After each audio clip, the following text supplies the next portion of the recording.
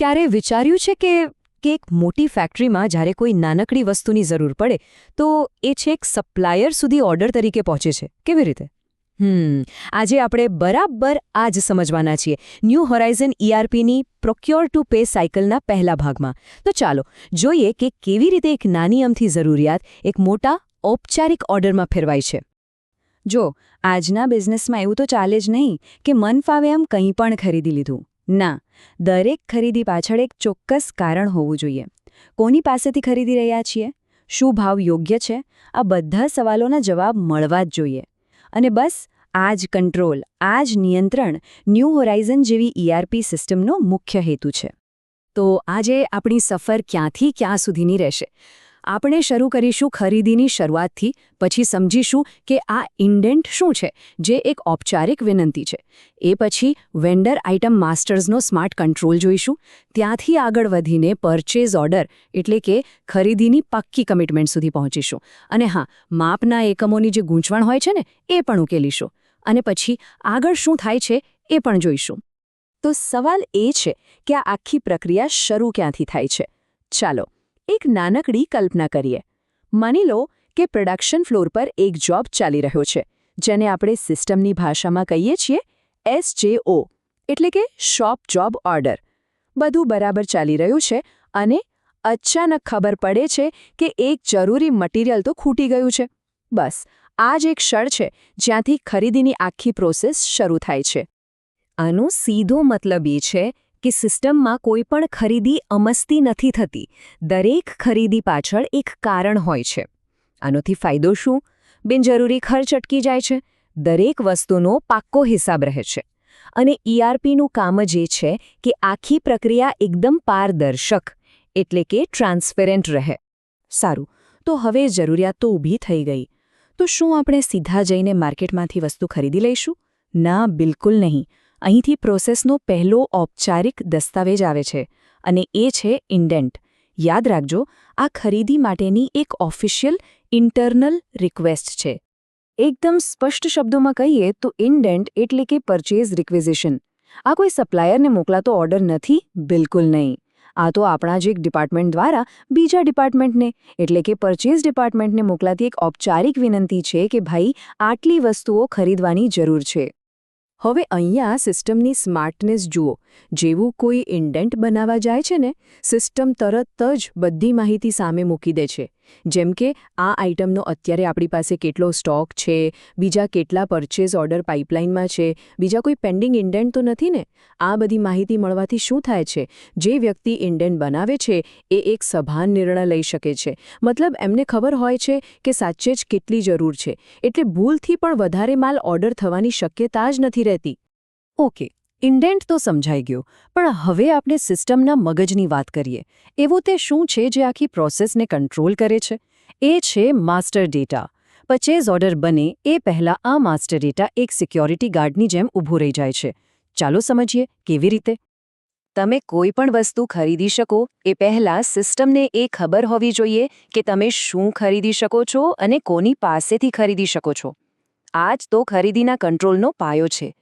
ઘણા લોકોને લાગે કે આ માસ્ટર ડેટા બનાવવો એ માથાનો દુખાવો છે, વધારાનું કામ છે. પણ ના, હકીકતમાં આ એક સુરક્ષા કવચ છે. એ પાક્કું કરે છે કે સાચી વસ્તુ સાચા સપ્લાયર પાસેથી જ ખરીદાય. આનાથી ભૂલો અને ખોટા કામ થવાની શક્યતા જ ખતમ થઈ જાય છે. જરા આ સરખામણી જુઓ. ડાબી બાજુ શું છે? નિયંત્રણ વગરની ખરીદી, મતલબ પૂરી અંધાધૂંધી. કોઈ પણ વેન્ડર પાસેથી કોઈ પણ વસ્તુ ખરીદી લો, ભૂલો થવાની પૂરી ગેરંટી. હવે જમણી બાજુ જુઓ. આ છે માસ્ટર્સ સાથેની ખરીદી. અહીંયા બધું નક્કી છે. માન્ય વેન્ડર્સ, માન્ય વસ્તુઓ, બધું એકદમ વ્યવસ્થિત અને ઓડિટ કરી શકાય એવો. ફરક સ્પષ્ટ દેખાય છે ખરું ને? આને એક મસ્ત ઉદાહરણથી સમજીએ. ધારો કે કોઈ યુઝર સિસ્ટમમાં એવું કહેવાનો પ્રયત્ન કરે કે મારે સોર્સ પ્રો પાસેથી 6 mm જાડી SS316 શીટ ખરીદવી છે. તો સિસ્ટમ તરત જ ના પાડી દેશે. કેમ? કારણ કે સિસ્ટમને ખબર છે કે સોર્સ પ્રો આ વસ્તુનો વેપાર જ નથી કરતી. જોયું? આટલો સ્માર્ટ કંટ્રોલ છે. સિસ્ટમ તમને ખોટા સપ્લાયર પાસેથી ખોટી વસ્તુ ખરીદવા જ નહીં દે. અને આ કંટ્રોલ સેટ કરવો એ કોઈ રોકેટ સાયન્સ નથી. એકદમ સીધું છે. પહેલાં રજિસ્ટર્ડ વેન્ડર પસંદ કરો, પછી જે આઇટમ લિંક કરવી છે એ પસંદ કરો. એ પછી કિંમત, કરન્સી જેવી ખરીદીની વિગતો નાખો. અને બસ છેલ્લે આ સંબંધને એક્ટિવ કરી દો. થઈ ગયું કામ. આટલું સરળ હોવાથી ભૂલ વગર મજબૂત કંટ્રોલ સ્થાપિત થઈ જાય છે. ચાલો, તો ઇન્ડેન્ટ બની ગયું, વેન્ડર આઇટમ પણ લિંક થઈ ગયા. હવે શું? હવે સમય છે કમિટમેન્ટ કરવાનો. હવે આપણી આંતરિક વિનંતી એટલે કે ઇન્ડેન્ટ એક બાહ્ય અને કાયદેસર રીતે બંધન કરતા ડોક્યુમેન્ટમાં ફેરવાશે. અને એ ડોક્યુમેન્ટ એટલે પરચેઝ ઓર્ડર. તો પરચેઝ ઓર્ડર એટલે કે પીઓ શું છે? આ એક ઔપચારિક બાહ્ય દસ્તાવેજ છે જે આપણે વેન્ડરને મોકલીએ છીએ. અને આ મોકલવાની સાથે જ આપણી કંપની એમને વચન આપે છે કે અમે તમારી પાસેથી આ ચોક્કસ વસ્તુઓ આ નક્કી થયેલા ભાવે ખરીદીશું. યાદ રાખજો, આ એક કાનૂની દસ્તાવેજ છે. હવે વાત કંપનીની 4 દિવાલોની બહાર નીકળી ગઈ છે. અહીં એક ખાસ વાત ધ્યાનમાં રાખવા જેવી છે. સિસ્ટમમાં સૌથી સારો અને ભલામણ કરેલો રસ્તો કયો છે? એ છે કે પરચેઝ ઓર્ડર સીધો જ અધિકૃત ઇન્ડેન્ટમાંથી બનાવવામાં આવે. આનાથી શું ફાયદો? બધી જ માહિતી, બધા જ કંટ્રોલ્સ, બધી જ મંજૂરીઓ, બધું જ એકી સાથે વગર કોઈ ભૂલે ઇન્ડેન્ટમાંથી પીઓમાં આવી જાય છે. કામ એકદમ સરળ અને સચોટ. ઓકે, ઓર્ડર સુધી તો પહોંચી ગયા. પણ હવે એક એવા વિષય પર આવીએ જે નાનો લાગે પણ બહુ મહત્વનો છે અને ક્યારેક બહુ ગૂંચવણ પણ ઊભી કરે છે.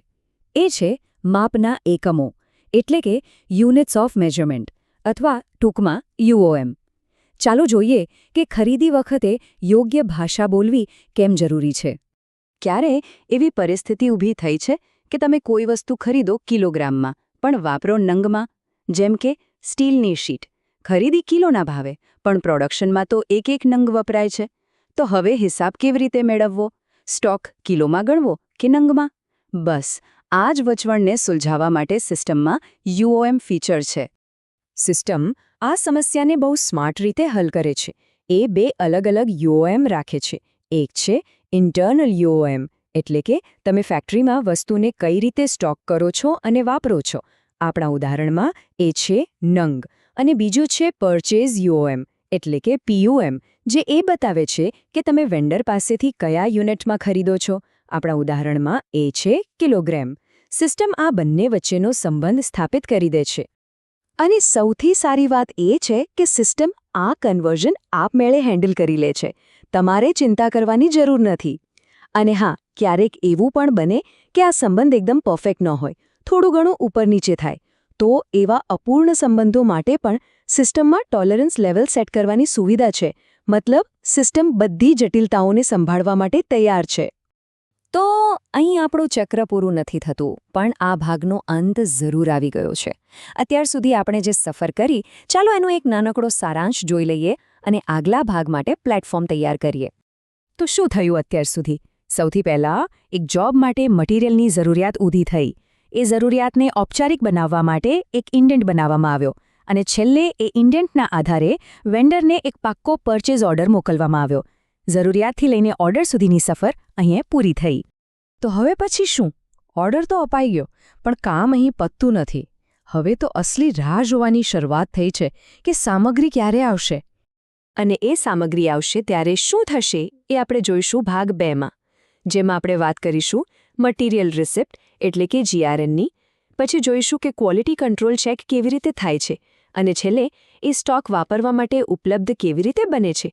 આ બધું જ આવતા ભાગમાં. આપણે આજના આ વિશ્લેષણને એક મોટા સવાલ સાથે પૂરો કરીએ. ઓર્ડર આપવો એ તો એક વચન છે, ખરું ને? પણ સિસ્ટમ એ કાગળ પરના વચનની એક ભૌતિક ક્વોલિટી ચેક થયેલી અને ઉત્પાદન માટે તૈયાર ઇન્વેન્ટરીમાં કેવી રીતે ફેરવે છે? આનો જવાબ મળશે આપણા આગલા ભાગમાં.